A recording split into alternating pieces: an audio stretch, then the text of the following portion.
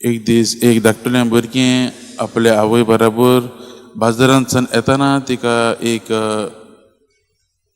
एक शॉपांत ती एक मोती पळयता. पूण तो फेक मोती, खोटो मोती तो. आनी पूण तो पळोवंक बरो दिसता देखून त्या आपल्या आवयक सांगता आपणाक तो घे म्हणून. आनी जाय तें सांगले उपरांत तिची आवय तिका ती मोती घेता आनी हें भुरगें खुशाल जाता.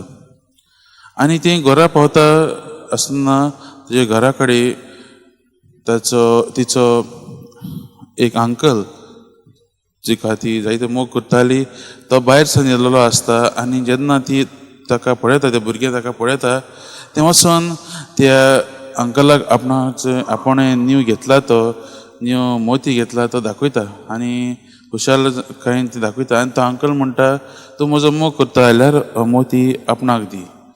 आनी तें म्हणटा ना, हांवें जायतीं धोकोच घेवन मामीक सांगून हो मोती घेतलेलो आसा आनी तें दिवंक मुखार येना.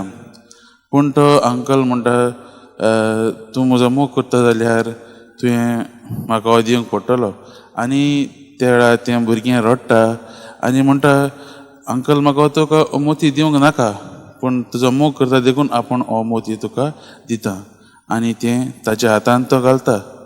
आनी तिचो अंकल जाणा आसलो की ह्या भुरग्याक ती पर्ल्स मोती सारकेच ताका आवडटले म्हणून देखून तो एक बॉक्स काडटा आनी ताच्या हातांत घालता. आनी जेन्ना तें उगडटा तातूंत खरे मोती, त्या मोतयांची एक नेकलस त्या बॉक्सांत आसता.